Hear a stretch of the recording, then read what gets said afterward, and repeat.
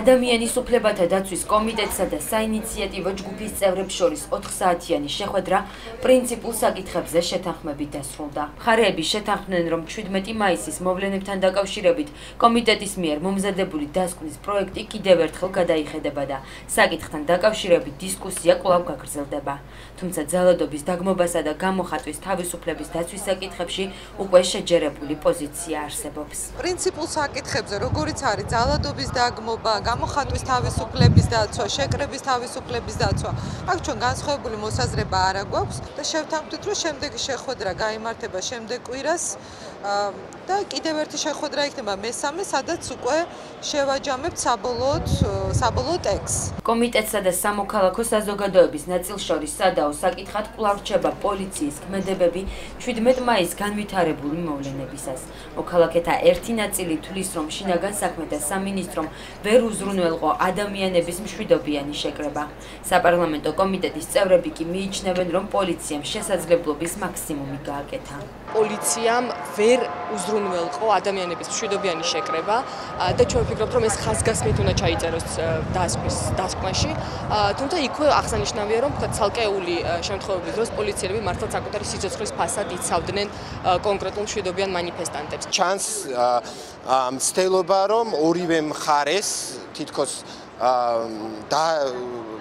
რაღაცა ოქროს შუალედზე გავიდეს კომიტეტი, ეს არ გამოვა და ძალიან მკვეთრად უნდა იყოს დაგმობილი მოძალადეთა საქციელი. ის ადამიანები, რომლებსაც აბრალებენ აგრესიულობას, მე ვფიქრობ, რომ მთლიანად აქცია არ ყოფილა აგრესიული.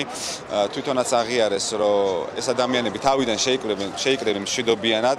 რამოდენიმე ადამიანის აგრესიულობა, რა თქმა უნდა, არ უნდა გავრცელდეს მთლიანად აქციის აგრესიულობაზე. შეხვედრის მონაწილეები იმასაც მოითხოვენ, რომ კომიტეტის დასკვნის საბოლოო ვარიანტში აღარ იყოს ჩანაწერი, რომლის მიხედვითაც რელიგიური გაერთიანებები 17 მაისს ჰომოფობიასთან და ტრანსფობიასთან ბრძოლის საერთაშორისო დღისადმი მიძღვნილ აქციას ეწინააღმდეგებოდნენ. ჩვენ დავაფიქსირეთ ჩვენი პოზიცია და საბედნიეროდ ეს საბოლოო დოკუმენტში ეს უკვე აღარ გვხვდებოდა და ამოღებული იყო.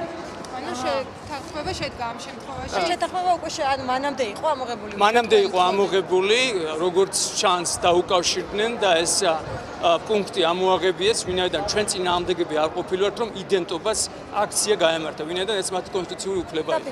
17 მაისის მოვლენებთან დაკავშირებით მოძალადეების სამართლიან დასჯას მოითხოვს ერთიანი ნაციონალური მოძრაობაც.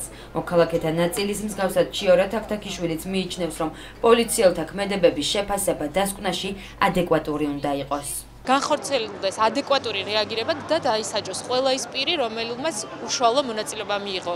როგორც აქციის დარბევაში, ასევე შინაგან საქმეთა სამინისტროში იმ პირებისა, რომელთაც ვერ უზრუნველყვეს აქციის მონაწილეების გამოხატვის თავისუფლების გამოხატვა. შეთანხმება მოხდა კიდევ ერთ საკითხზეც. შეხვედრის მონაწილეების განცხადებით დოკუმენტიდან ამოიღებენ ჩანაწერის იმ ნაწილს, სადაც საუბარია პროპაგანდაზე ან არარელევანტურ თემებზე.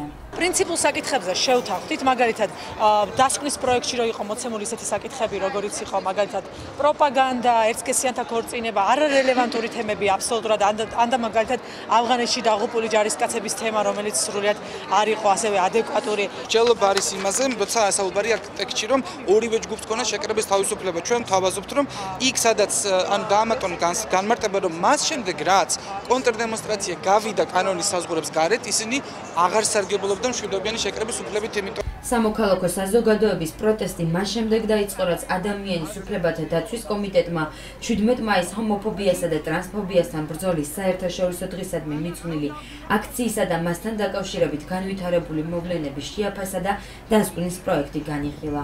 პროექტის მოწინააღმდეგეებმა გუშინ სასტუმრო რედისონთან აქციას გამართეს, რის შედეგადაც კომიტეტის წევრებსა და აქციის მონაწილეებს შორის შეხვედრის თაობაზე შეთანხმება შედგა.